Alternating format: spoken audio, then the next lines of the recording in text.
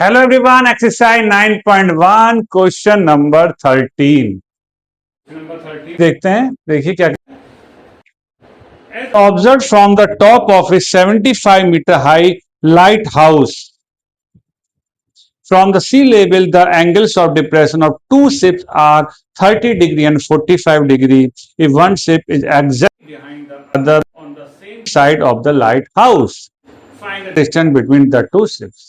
वो क्या कह रहा है, दो पानी के जहाज हैं, मतलब आप ये समझ लीजिए एक लाइट हाउस है। लाइट हाउस मतलब ऐसा समझिए कि लाइट एक हाउस है जिसमें बहुत सारी लाइट है, ऐसा नहीं है। लाइट हाउस बोलते हैं जो समुद्र होते हैं, बड़े बड़े समुद्र होते हैं, उनमें आपको पता है सामान आता है और जाता है बड़े बड़े शिप्स पर, और तो उनको सिग्नल देने के लिए समुद्र के किनारे पे एक बहुत बड़ी टावर लगा दी जाती है, जहां पर कोई भी एक पर्सन जिसकी ड्यूटी होती है वहां ड्यूटी देना होता है, और वहां पर एक लेजर लाइट होती है, लेजर लाइट से वो उन शिप को सिग्नल देता है। उस टावर जो हम देखते हैं समुद्र में कौन आ रहा है कौन जा रहा है, उस टावर को हम लाइट हाउस ए बी, और ये समुद्र, ठीक। अब एक शिप यहां पर है सपोज सी पर, और एक इसके पीछे है, ठीक। हुआ ये क्वेश्चन है, observe a 75 metre high light house. Light house की जो हाइट है सपोज 75 मीटर है, क्वेश्चन में लिखा हुआ है। अब the angle of depression of two ships are 30 degree 45 degree.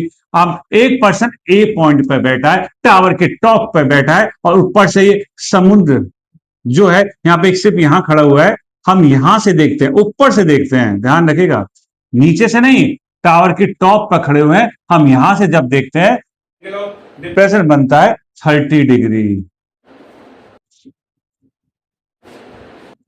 30 degree बनेगा, इसका मतलब सबसे पहले हमने ऑब्जर्व करा इसको, लेकिन जो जितनी दूर होगा उतना एंगल छोटा। तो सबसे पहले हमने ऑब्जर्व किया, क्या लिखा हुआ है, the angle of depression two ships are 30 degree and 45 degree, एक ship exactly behind the other on the same side on the light house. तो एक साइड से 30 डिग्री बनना है, और इसी पॉइंट टावर के टॉप से जब हम दूसरे शिप्स को देखा तो एंगल बना 45 डिग्री।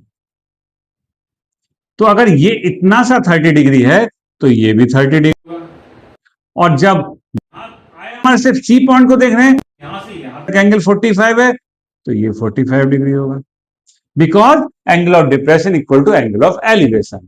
अब देखिए पहले मैंने क्या किया था, यहां 30 डिग्री लिख दिया था, यहां 45 डिग्री, ये गलती हो सकती है, लेकिन आप ध्यान रखिएगा जो फिक्स्ड पाथ, फिक्स्ड हाइट की कोई भी चीज है, पोल है, टावर है, कुछ भी है, तो उस जो ये पेड़ है उससे जितनी दूर जाओगे एंगल छोटा होगा, और जितना उसके पास चलोगे एंगल बड़ा होगा। इसलिए इसने ये तो कहा नहीं है कौन सा कहां पर एंगल लेना है, तो ये आपको देखना होगा कि ये टावर के पास पॉइंट है, यानी यहां से पे हमारा टावर के पास, तो ये बड़ा एंगल होगा, और जब हटेंगे तो छोटा है।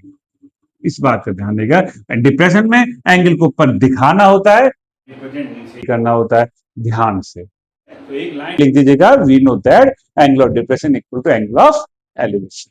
तो उसने क्या कहा, उसने कहा कि determine the height of the, नहीं, इसने कहा find the distance between the two ship. Ship कौन सी है, सी और डी, तो हमको जो करना है वो सी।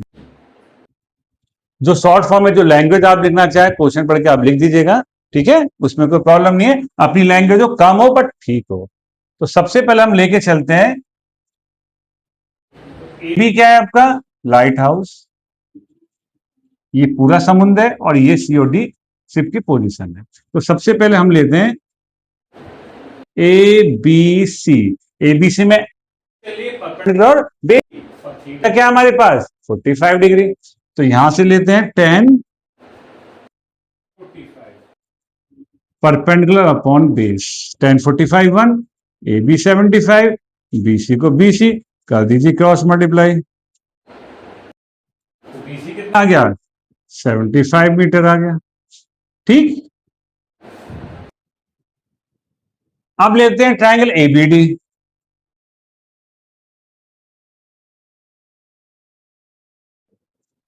ए बी डी बड़ा वाला ट्राइंगल, परपेंडिकुलर बेस की थीटा 45, ट्राइंगल 30, इसमें भी परपेंडिकुलर बेस की चल रही है ना, तो tan थीटा कितना हो गया ऑन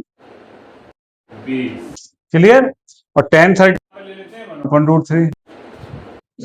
ए बी है हमारे पास 75, बी डी है आपका पता नहीं, बी डी ब्रेक कर लेते हैं हम BC प्लस,